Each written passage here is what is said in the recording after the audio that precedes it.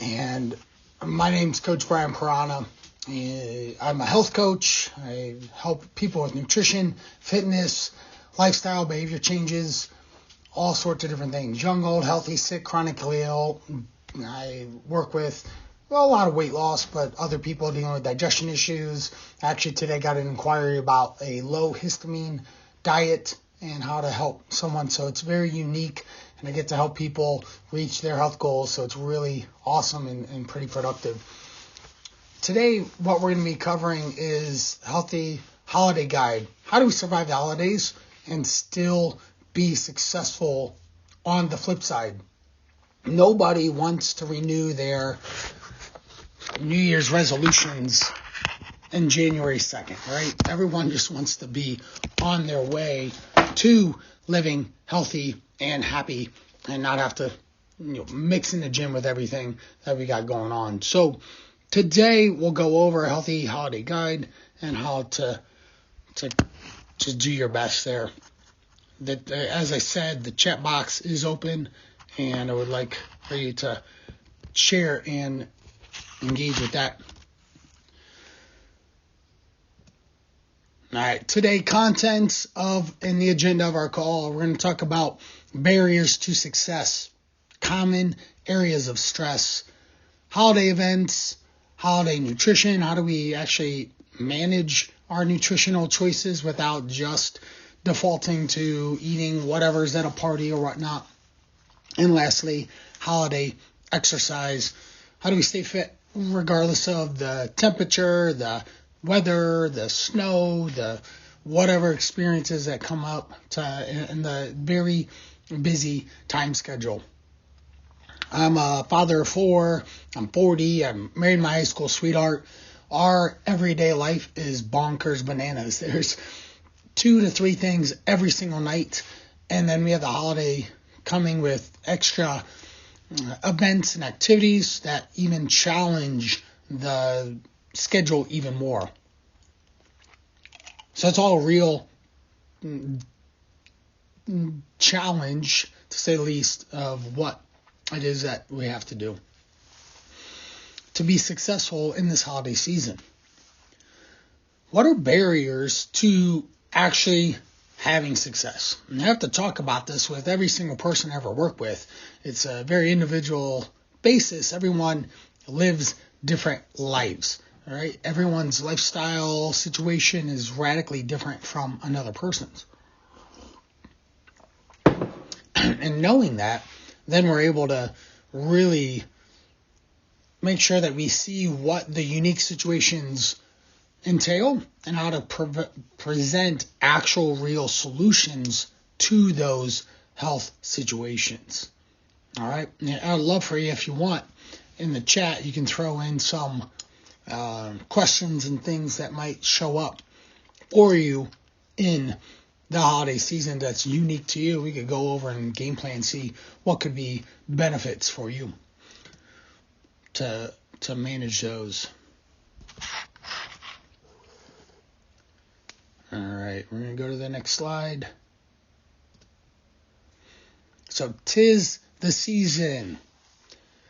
If we want to think about the holiday season, we could even think of it wrapping up or starting in the Halloween season, where it ends at the end of October, going into November, into December, and then finally going till January 1st, usually. What that does is that's about a 40-ish day time frame in which you're going to be spending time in the holidays and engaging in different unique situations that you don't normally do. We'll call out the main days that really can pose challenges to people. Of course, Halloween, potentially if you have kids. If not, then maybe not. But we've got Thanksgiving. There might be another day or a Friendsgiving or an office party around Thanksgiving. So that's 2 to 3. Then we have Christmas Eve, Christmas Eve, Christmas Day, New Year's Eve, New Year's Day. So there's 7. Then we have an office party. There's 8, and a friends situation. That's 9. All of a sudden, 9 days, 9 events are happening at a minimum for most people. Now, what becomes so challenging there is that I have this adage that I do with my coaching clients. However many days you're off is about however many days it takes to get back on. So if we're off 8-9 days in a week, or in that 40-day time frame, then all of a sudden, we can double that. 16 to 18 days out of 40 are not ideal in terms of keeping you on your health goals. Right? Any elementary math teacher would agree that that's a poor average. Right? 60% or something, not really going to get you the goals that you want. And that's something that's really important to maintaining your goals through that holiday time. Now, we've got more stress, lack of time, money is always there. We're trying to spend and give. There's commercialism, marketing. It's heavy, full court press. I don't know about you, but I was getting Black Friday deals the week before Black Friday, right? It's like the whole week is a thing. It used to be just Black Friday, then it was at midnight, the day of Black Friday, and then it was Thanksgiving, and then it's like every day is a Black Friday event. Holiday events make it harder to maintain healthy lifestyles. We obviously know that. Parties, late nights, early mornings make it challenging and disruptive to your everyday routine, right? If you're hanging out with someone or a group of people and you stay out too late, you're already compromising what's going to happen tomorrow in terms of just less sleep, period. And that could be a challenge we want to avoid if possible. Setting appropriate times that you will be leaving, things like that would be, of course, the best approach there. Overbooked schedules, time demands, extra activities, like we'll have a couple Christmas performances. We've already had 1 or 2 show up for us with our kids, and that's just what's happening. Unhealthy food is at an all-time high, right? It's just everywhere. And calorie beverages, eggnog, your Starbucks lattes, alcoholic beverages, all these things start showing up, and they're really enjoyable to participate. But if you drink, anywhere from 300 to 500 calories of extra sugary type drinks, that's going to cost you a meal in a day that you just don't get to eat because of the drink, the liquid calories in a sense. Shopping, of course, gift giving is awesome, and that's the whole spirit of Santa and Christmas, is to give to everyone else and receive that holiday cheer of what they experience there. But spending an extra $1,000 or more this month, that ends up being stressful, especially if you may not have prepared for it and saved. Finding the perfect gift. My wife is not a gift giving. That's not her love language. So I'm trying to give her gifts, but she just doesn't kind of care. It's that in and of itself is stressful. I like gifts, but more than she does. But it's very challenging and stressful, feeling like, hey, I'm going to get this gift for her with good intention. It's not going to be well received. Now, certainly the kids too. We got 4 kids, and we try and do a good job of equally distributing money and gifts and all this stuff. That in itself, like, I spend a fair amount of time wrapping presents days before Christmas to make sure it's all done on the Christmas Eve, and we can just put stuff out and then go to bed, because my kids are up at 6 ready to go. It's an early day, to say the least. All right, travel, time consuming, it's potentially stressful, time delays, meeting with other people that just want to have fun, or are there's going to be a lot of food involved in that situation regardless. Every time we went in Finland to travel, it was 100 euros. It felt like here's my credit card, 100 euros every time. And to feed my family, to buy groceries, to do activities, it felt like the minimum amount that I ever spent. So things add up pretty quick. Inclement weather, time delays, all are challenging. Family and guests, you may jive with them, you may not. Certainly accommodating other people in your home or going out to activities, again, stressful. Even if you like the people. If you don't like the people that you have to spend time with, there's incremental amounts more stress. I've certainly felt that a lot with having my family when they were really young. Having lots of babies that needed to sleep and have their naps at middle of the afternoon when everybody wanted to get together.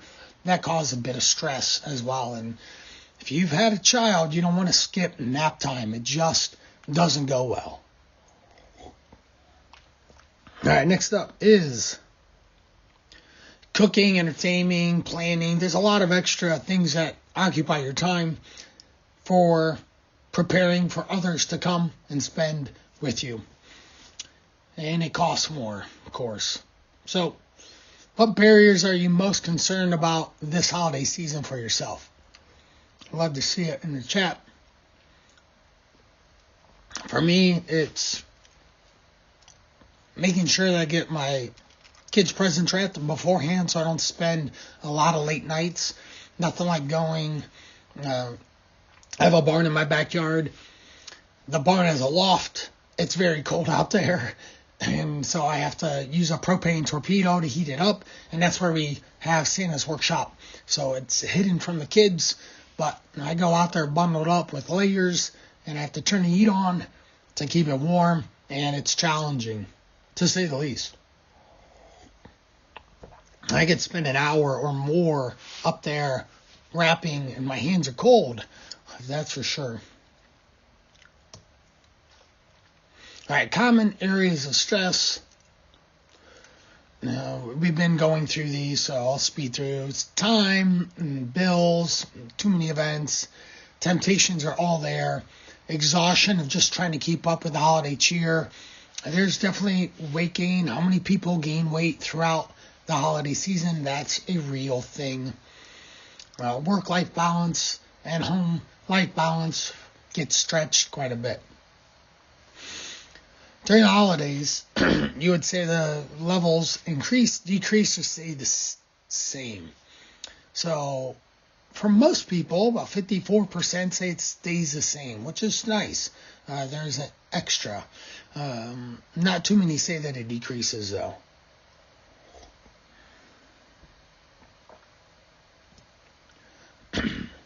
How often do each of the following cause you stress during the holiday? Often is in yellow. Black is sometimes.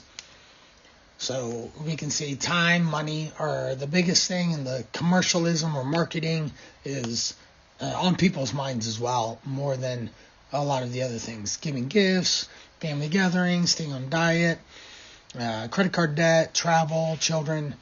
It descends in challenge.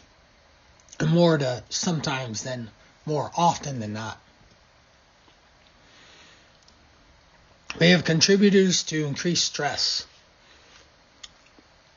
How often do the following cause you stress during the holidays? Often or sometimes. So increases is the yellow, stays the same is black.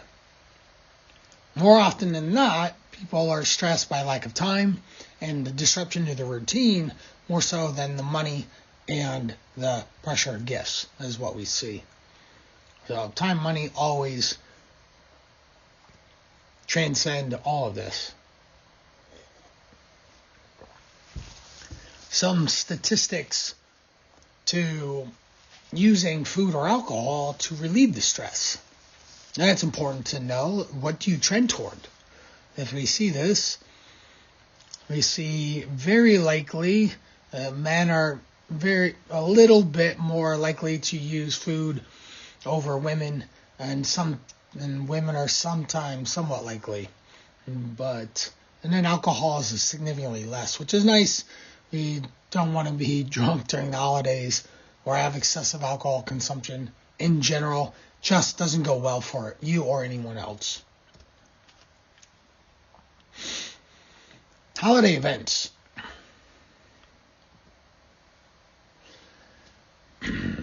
Average American spends $700 on holiday gifts. I wish it was that low for my house. Feels like it's $700 per child sometimes. $465 billion a year ends up getting spent during the holidays. So how do we shop in a better way that helps manage your time a lot better? Well, shopping online provides an incredible convenience these days to be able to do that. Target right now is doing a BOGO. You buy one, get one 50% off. So you can go in and get some toys or games or other things in the store at a discount. And you can even have it delivered to your own house, so it saves you a lot of the time. Amazon delivers things to your house, so you can just Amazon shop and get it handled. Ideally, you're planning on going to stores when they're least busy in the middle of the day. So lunch breaks and stuff would be priority. Doing it earlier in the season, priority over later. I have to do a run to TJ Maxx.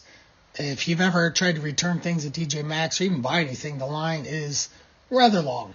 So I'm trying to strategically plan when I can actually go in and return those before I get to keep them, because I missed the return window, which I have about 15 more days. Creating a list of what you need to buy. Of course, just like the grocery store. If you know what you're getting, you'll spare yourself time and money, and you can just go in, grab it, and go. Don't have to browse or try things on or whatever. You can just get to it and alleviate and just be smarter there. Other things, we're big fans of creating experiences through your gifts rather than actual gifts. So donating your time, giving, even for a long time, we always asked for zoo passes for the year because they were reasonably cheap, under $100, and that would give my family hours of time all year long as a way to help manage time and enjoyment with the kids. So it worked out really well. So do consider that as well, giving experiences over actual things. You create memories that way. Holiday party schedule. If you're feeling overwhelmed with the gatherings, you want to practice restraint by saying no. You don't have to do every single thing that's offered to you. And you don't have to feel compelled that you have to say yes. That's important. In today's society, it's so much more important to not spread yourself thin and say yes to everything that's offered. It's fatiguing. It's challenging. It's not a good idea. Limiting the length of your stay. Instead of staying 4 hours, stay 2.5. You'll be able to go in, have a lot of fun, not wear out your welcome or feel this sense of entertainment and pushing for that. And you can actually enjoy that process. The time spent will be more enjoyable.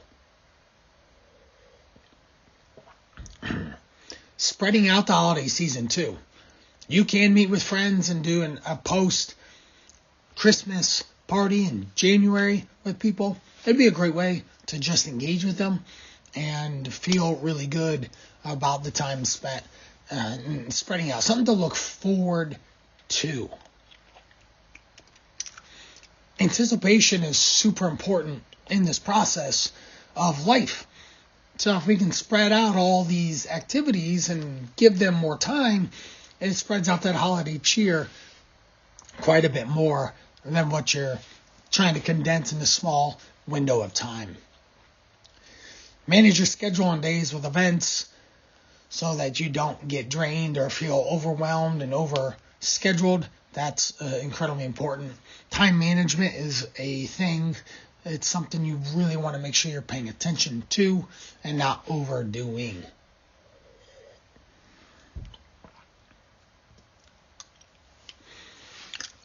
Taking mindfulness breaks. Of course, Jay is a client of mine. Jay is more of an introvert, so we know he needs time for himself. If he goes into these holidays and just goes, he's going to wear out pretty quick and feel the effects much longer than he needs to. As we were talking, I started picking up and understanding that he needed to schedule breaks. And that's what we did.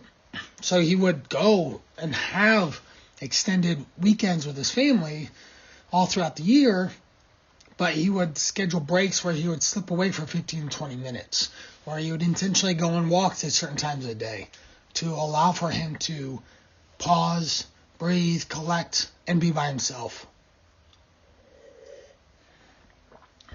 It was able to help him recharge in a really good way. Then he had a much better experience, so did everyone else. Because they're like, Jay's fun to be around. Not like, wow, Jay seems really tired and annoyed. Big difference in perceiving those people around you. Nobody wants to seem annoyed or grumpy. That's not the persona that you want to carry on.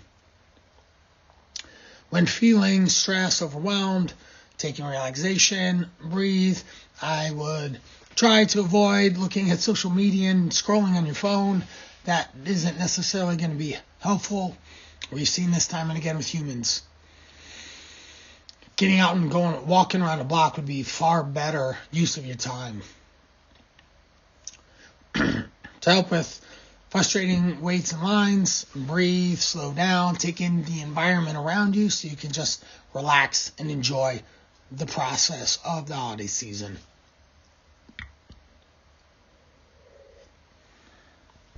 Next up is empathetic dialogue. When spending time with family members, express empathy, express kindness, be open, generous with your time as much as you can. Kindness is really important in the holiday season to help. Some people don't feel loved during the holiday season because of life situations or family situations. So you never know when you just sharing a smile, holding the door, and say Merry Christmas might help someone feel better as well. Avoid touchy subjects, of course. Let's not talk about religion, politics. Those are the obvious, easiest ones. Let's not talk about that event that happened 3 years ago or whatever, or 10 years ago. It's a really odd family situation. Nobody wants that.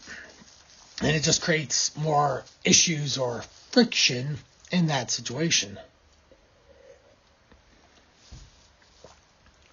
All right, next up is bring awareness to the conversation, recognize when it ends. You don't have to keep dragging things out. You can go in, have a good conversation, and have an exit plan as well. I oftentimes listen to communication coaches, and there is ways to jump in and ways to jump out of conversations. The one was, if you're always carrying your water around or your drink, you can always use that as a way to get out of conversations. Like, oh, shoot, I just chugged on my water. I'm going to go get some more water. I'll catch you in a little bit. And then so that's a really good exit strategy to step back out of that conversation and exit without it feeling weird or dragging things out. All right, mindset. Taking a few moments for self-care every day. It starts here. It's between your ears and your eyes of how you think about yourself. Mindset is very much that. You always want to have obviously a kind self-care approach for yourself so you feel good about it. So we want to, again, look at the schedule and see how busy it is and see what levels of anticipation and excitement. What are things to look forward to while you're at these events? Very, very important to stay in that positive mindset around that. Ultimately, what's truly important in the holiday season? Spending time with family, spending time with loved ones, giving, and wearing a smile on your face. That's really where it's at, because in January, nothing's happened in January. So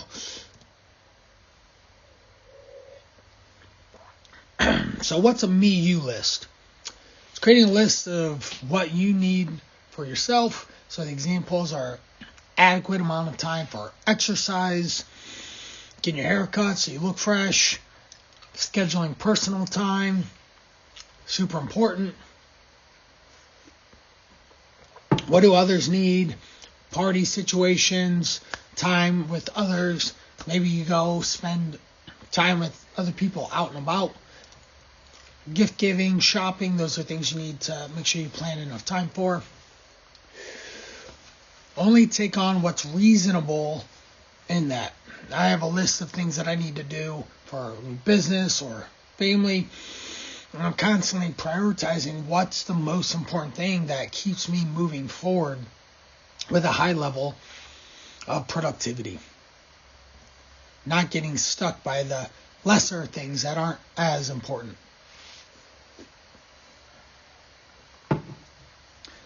Kind to yourself.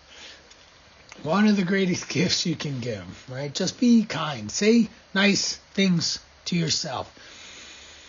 We all have self-dialogue that we talk and think about. It's incredibly important to make sure that always stays in a very positive manner. Simple compliments help strike up conversations and can really change the outlook in their day. Just by being kind. And going in and having a question. If you always ask questions of other people, that's giving to others to talk about themselves. Everyone loves to talk about themselves. So if you set it up and you create interesting things and topics to talk about, then it makes it so much easier to enjoy conversations and not feel awkward by standing next to people. Alright, avoid comparing your holidays to previous years. I got a good story on this one. I was 17 at the time. I was kind of a brat, I suppose, looking back. That year I wanted to compare to other years of gifts that I had received. Right, this is just being a bratty boy, in a sense.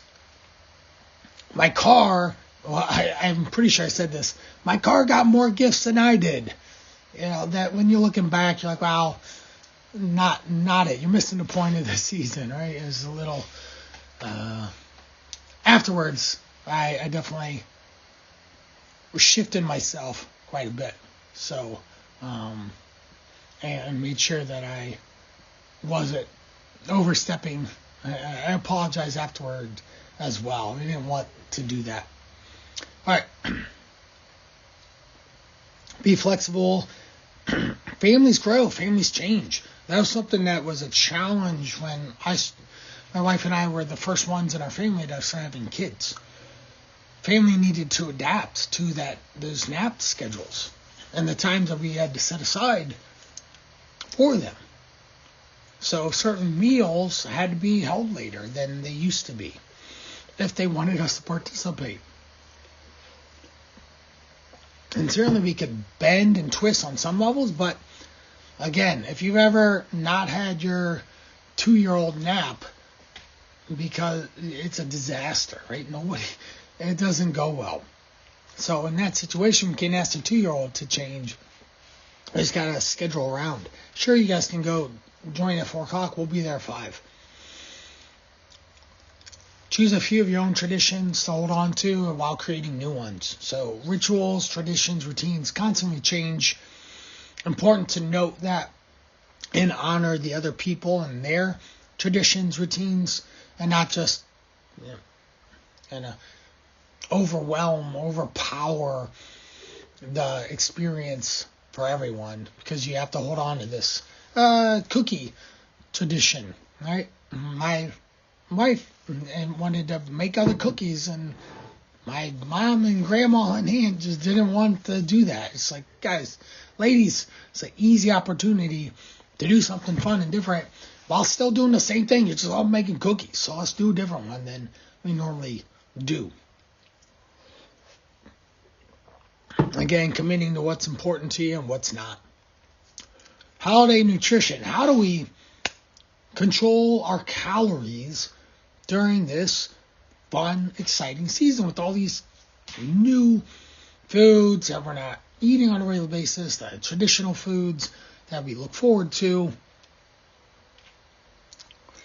Well, consumption obviously increases of calorie drinks in general, anywhere from 120 to 300 plus. Even Starbucks Frappuccino can be 400 calories or so, and it's the eggnog latte or whatever. Could have 400 calories, like a milkshake.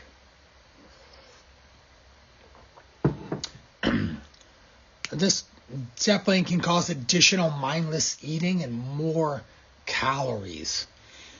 If you've had a couple beverages and you're feeling loosey-goosey, you might end up grabbing an extra 2 or 3 cookies as well. And all of a sudden, that turns in from 300 or 400 calories to 700, 800 calories if you're not careful. So, check this out. Alcohol has calories more than you want to admit to. Okay? Wine, 120. We got the White Russian, 355. Pumpkin spice latte, 410 if you get it done as is.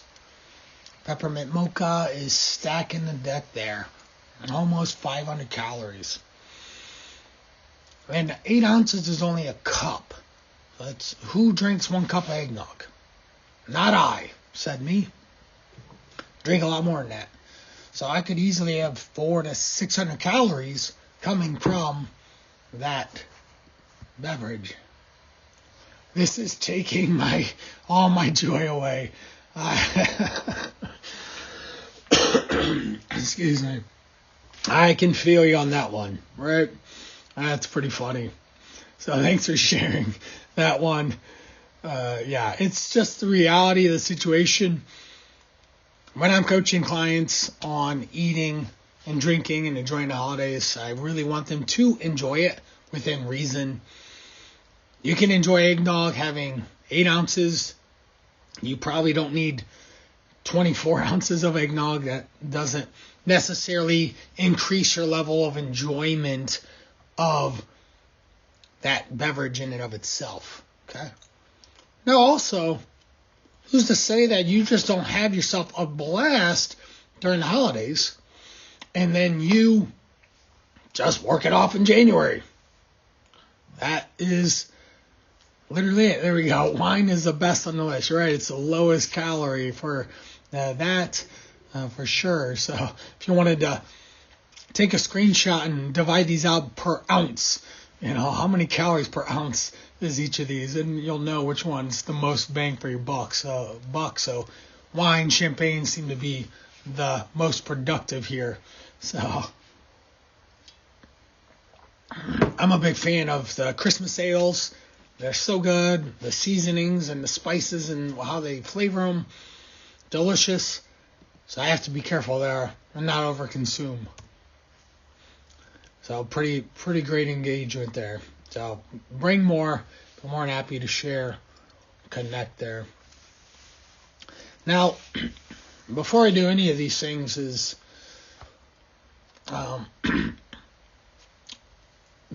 playing a game with yourself around how much you eat or how much you drink can be a really gamified way to experience this.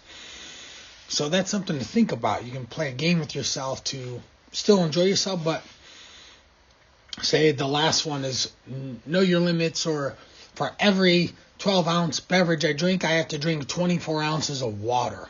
Okay, great. You get 3 or 4 beverages, you're just going to be consuming a lot of other stuff with the intention of filling up and slowing things down. So mixers, there's so many low to no calorie beverages on the market that you can create mixes and concoctions with a lot of no calories beverages and stuff. Even, obviously the club sodas, but Coke Zero, Sprite Zero, and you throw in a shot of something, and all of a sudden it's, rum and Coke. Rum and Coke is going to run you 250 calories for just a normal serving. Rum and Coke Zero is going to run you about 100 calories. So you save the 150 calories that are in the can of the Coke itself. And all the sugar. That is fun, but not really, especially if you have too much sugar and your stomach hurts. Knowing your limits, having a small glass, all these things, it's important. Also, be mindful of the calories themselves, knowing that all calories count. Just because you're trying to get away with this beverage doesn't mean that you are going to not get the calories right in your waist when it's all said and done. Tips for eating healthier. Of course, we always want to load vegetables first. That's going to be the easiest way to start filling up. Drink a bunch of water, eat vegetables, eat the protein, then go to the savory carbs. That's the easiest way for you to be able to go through this and experience it in the best way possible and not overconsume. Eating the same types of food, you can literally save yourself 500 calories on just one meal by strategically doing it differently. Not starting with the heavy calorie foods first, saving it to last, and doing a small amount that you can feel satisfied with. That's the key word. Feel satisfied with. I always tell people bring a vegetable tray along. That certainly helps. When you bring a vegetable tray along, and you get to eat it as well, and it's there. Instead of like, well, there's never anything healthy. Well, bring something healthy. People are like, oh, thanks for bringing this vegetable tray or whatever. Like, well, I'm secretly going to eat it all myself, but you're welcome. Practical, simple swaps to stay healthy. And there's lots of ways. Even when you prepare foods, you can substitute things with different flavors, seasonings, and substitutions of food to really enjoy that. Swaps don't mean sacrificing flavor. Critical, important part there to know and understand that.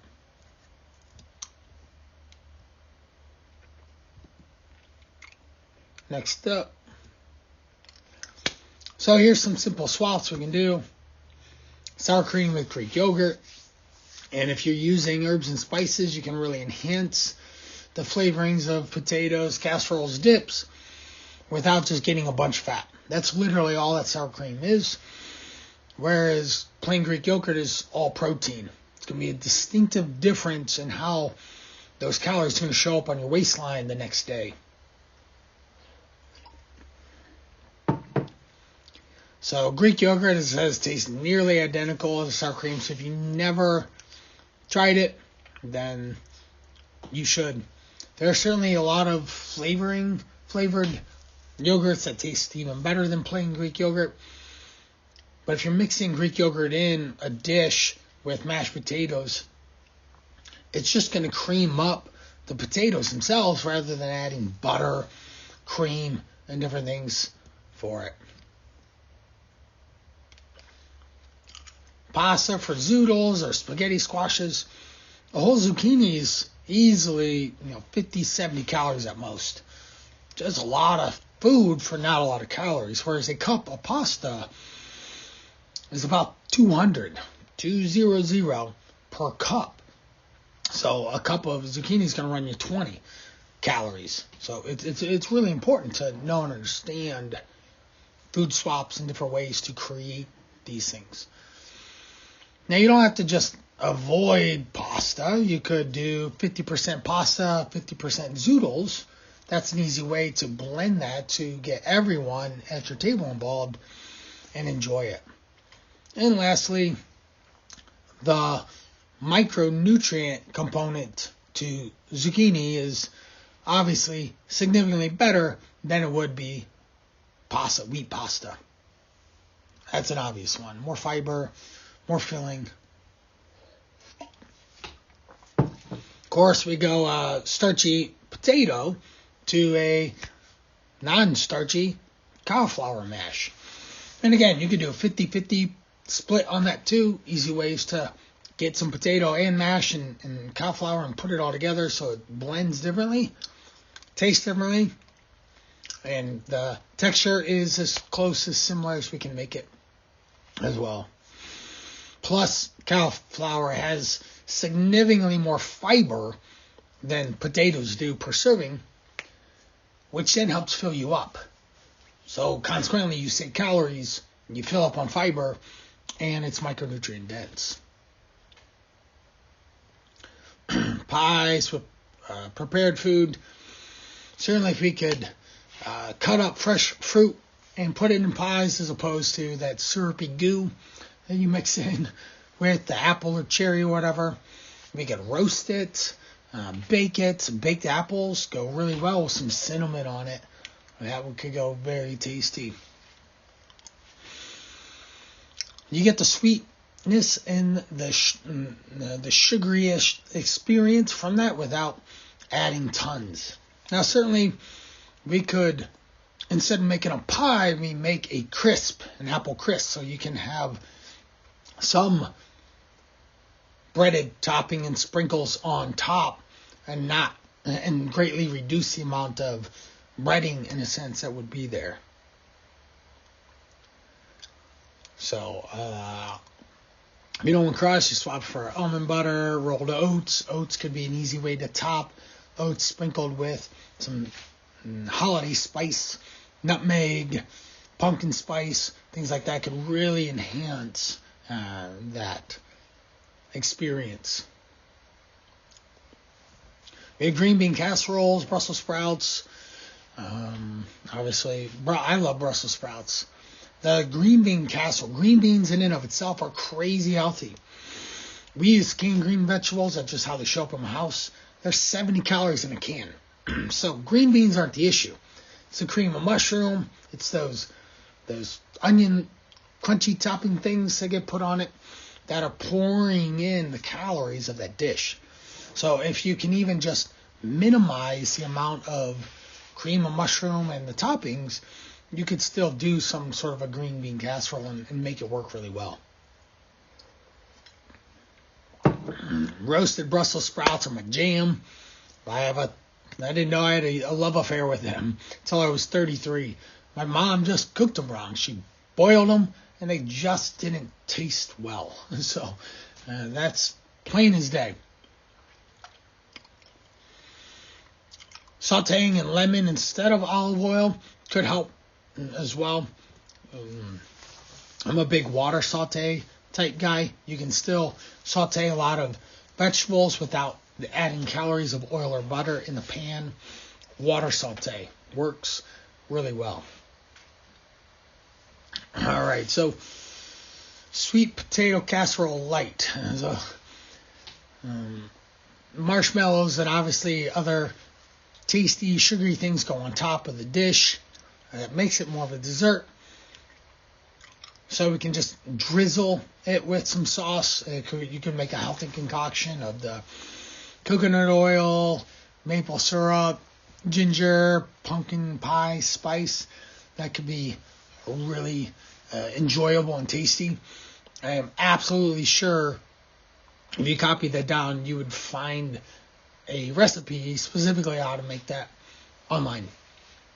Again, too much of that still has sugar and fat in it, and it will add calories. So you do want to drizzle, not pour on. All right, so here's some swaps. Make your own cranberry sauce. Pesto instead of gravy. Now, again, pesto is olive oil based usually. Olive oil is a lot of calories. A tablespoon is 120 calories. So just be conscious that you're not using too much. We could probably agree that pesto is on the healthier fat side over gravy. Just be conscious. When we deep fry something, we add more calories by default to the frying process in oil. So roasting in oven would be great. I actually bought 2 giant turkeys that I need to prepare. So maybe this weekend I can do that. Today's Wednesday. I always gotta keep it on my watch and know what day it is. So if I defrost it, I could actually have the turkey come this weekend. The other one I'm going to save for the holiday, but I'm looking forward to having just tons of turkey and turkey legs and all that. Mostly for myself. My kids and family will eat some of it, but I'm really excited to have that turkey all to myself. Now, I've never actually cooked a turkey, just hasn't been part of the process for me. I'm going to go look up some recipes and do it real nice and proper so that I can really enjoy it. So we got some vegetables and shrimp. Shrimp itself is just protein. Just have to watch the cocktail sauce. Club soda with a splash of alcohol instead of sugary mixers. The stuffing going with a whole grain or rice type stuffing could be generally just healthier. Again, you have to portion control that. It's going to add lots of calories. Something that I remind everyone that I ever work with. You're going to these holiday experiences for more than just overeating, more than putting food in your mouth endlessly for hours. So do consider the entertainment value of it, the relationship value of it. The overall experience doesn't mean you have to leave that feeling like you're stuffed in a food coma. So do think of that. Setting yourself up with 3,000 calories on just because somebody said that the third Thursday in November is Thanksgiving. Yeah, not when you say it like that, it doesn't make a lot of sense. And it's usually just one meal or meal with leftovers after that causes such the issue. So you can just portion control and eat an appropriate amount, you'll do better. Here's another list of, this breaks down what an actual day could look like. So Thanksgiving meal, you can swap that out for Christmas meal. There's some difference there as well. But ultimately what it says is this is a lot of calories if done that way. And this could just be done over like a 3 or 4 hour time frame of over consuming. So going into the situations prepared in advance, PPA is what I say. Plan, prepare, act. If you have a plan going in, then you'll be way more likely to follow through with it. You know that Uncle John always tries to get you to eat more food, or Grandma, then you work around that. You put food on your plate, but you spread it out. You have a smaller plate. You do all those hacks to trick yourself into eating an appropriate amount. So do you try a little bit of each thing, have conversations, spend 20 plus minutes cleaning your plate, listening to food signals so you just don't keep putting food in your mouth. So there we go. Small plate. You want to separate things on the plate, spread them out so you can visually see. You don't want things being deep or a pile because those are calories, hidden calories on your plate. Be familiar with serving sizes. Most of the time, 1 cup or less, or 3 ounces, 4 or 5 maybe ounces of a protein source is sufficient for a human being to feed themselves a reasonable amount of calories there. So not what we saw on that chart was 3,000 calories, cups and cups and cups of food. We don't need that. Giving leftovers to guests, spacing leftovers out over the next 2 to 4 days. Inviting someone or a group of people over again for post-Thanksgiving that can help clear the food out. Just choose one day rather than the whole week to do what you need to with that. Keep calories low the day before, the day after. Maybe only eat one time that day. That'll help in itself save calories. Using turkey for sandwiches, eating a salad. If you ate a salad first, that again will slow you down and not overdo it. Serving sizes. So 1 ounce of brie with 3 crackers, almost 200 calories. I can see the comment coming again. You're taking away all my joy as I look at this. Dips. A cracker or chip, usually somewhere around 10 calories. A scoop of dip, hummus or sour cream dip or whatever, guacamole, that could be anywhere from 30 to 50 calories. So each time you take a cracker and scoop it, put it in your mouth, that could be anywhere from 30 to 50 calories that you're adding. You do that 5 times, that could be 250 calories, and you haven't really eaten anything. Shrimp cocktail is going to be one of the winners here. You get shrimp, it's just protein, would be great to get going first. Who doesn't love eggnog? But I'll get the best of you. So exercising, it's harder because your schedules are busier and it's colder out and we're just starting to get used to being cold. But making a priority, scheduling it is important. It should be planned, doesn't always have to be, but also maybe this year, instead of just sitting around for hours on end, you invite someone for a post-Christmas meal walk. That could get you out, get you moving, and something to break the food process of going hand to mouth as we go. We want to spread it out. Walk when you're on the phone. We want to have a small bottle of water that you can move and forces you to stay hydrated and walk. Park further away. Take stairs. Stretch. Take walk breaks. Plan extra time working out with other people. Super important to make sure that you can manage stress through exercise. We know that exercise helps manage stress. And we're looking ideal. If you got 30 minutes a day, you're going to be doing really, really well there. Now, 150 minutes in a week is usually what's good, with 2 muscle building exercise activities would be great. Maybe this is a good time to try something else, taking advantage of some of the Black Friday deals, going into different workout programs that you could try, that you've been wanting to try. So as we wrap up here at the end of our hour, we're going to recognize the barriers of holidays and how they impact your everyday lifestyle. We want to make sure that we have proper guidelines, that you are aware of your time management, that you are aware of your body's and your mind's ability to manage the interactions with people, the interactions with all the schedule conflicts, and how it all impacts you every day. We're going to prioritize you.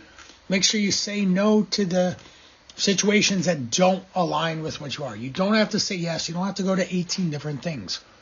You really don't. You might think you do, but you don't.